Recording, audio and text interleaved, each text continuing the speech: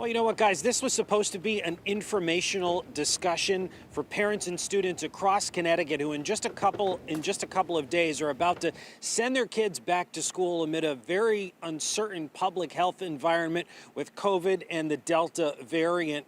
But it was anything but informational, cut short and turned into a shouting match by a group of about a dozen or so anti-mask protesters who gathered in the back of the room.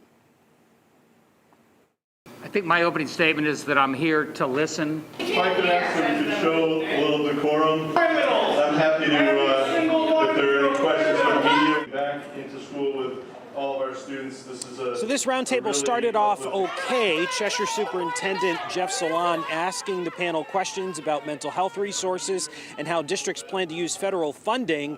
They got talking about COVID and mask and vaccination requirements, though, and that's when occasional interruptions from anti-maskers turned into full-fledged shouting. At one point, when Governor Lamont took a sip of his water, they yelled at him sarcastically to pull his mask back up.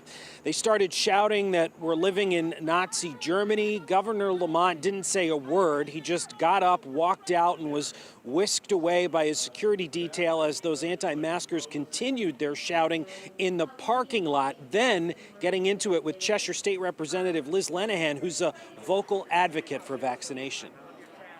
You scared children. This is what happens. And more people will be standing up against people like you because we have had enough. No, we're not. Yeah! Why are you stepping up towards me?